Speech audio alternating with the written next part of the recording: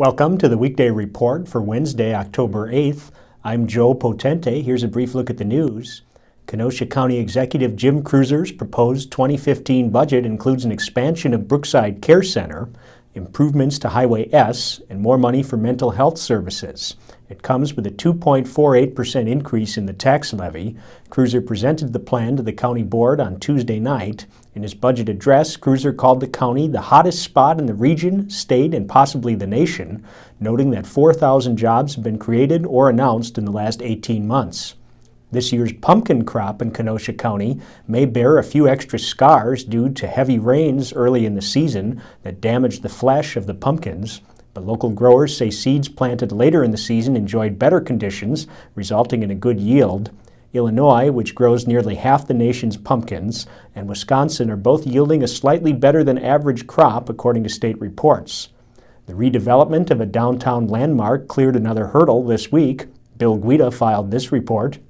We're in historic Library Park in Kenosha. Behind me is 720 59th Place, and it once housed the Kenosha Youth Foundation and former downtown YMCA. It is the site for a proposed $10.5 million redevelopment project. The plan to repurpose the building got full approval for a conditional use permit Monday night from City Council, potentially keeping it on track to begin work on the property in January. 6 years ago, Illinois-based developer David Nankin paid $500,000 for the vacated property, which is listed on the state and national registries of historic places. Nankin's plan calls for turning the landmark into a 46-unit apartment building offering affordable and moderate rental pricing. I'm Bill Guida, reporting for your Kenosha News. Thanks, Bill. A new community campaign aims at combating bullying in the Kenosha Unified School District. Unified's Stand Up Kenosha effort urges both students and adults to pledge to take a stand against bullying in schools and in the wider community. District spokeswoman Tanya Reuter said the campaign grew from the work of the district's anti-bullying committee.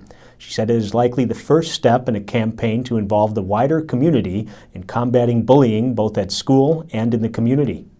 Tremper Soccer picked up an outright conference title Tuesday night. Brandon Favor has the story.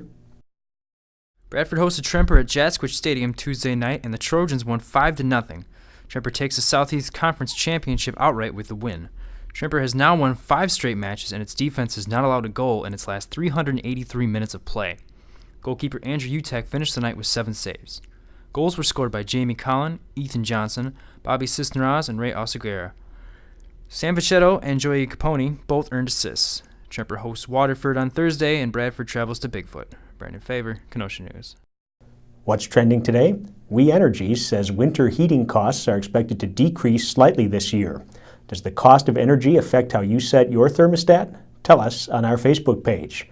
Up next is David Marin with a sports take.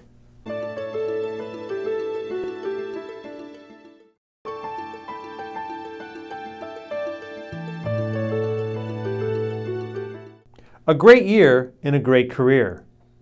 I'm Kenosha News sports editor David Marin, and this is a sports take. Harborside graduate Trey Waynes, who played at Bradford, has emerged as one of the best cornerbacks in the Big Ten during this, his redshirt junior season at Michigan State. Waynes intercepted 2 passes as the 8th-ranked Spartans held off number 21 Nebraska 27-22 on Saturday night in a nationally televised game in East Lansing. In addition to the picks, Waynes owns 16 total tackles and has defended 5 passes for the 4-1 Spartans. Waynes has certainly caught the attention of pro talent evaluators. He is currently number 20 on ESPN draft guru Mel Kiper's big board.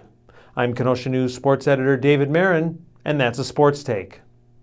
Thanks, Dave. Now here's a look at what we're working on today.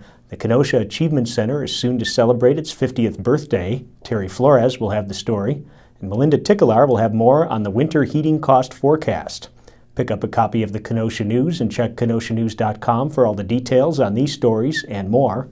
I'm Joe Potente with the Weekday Report.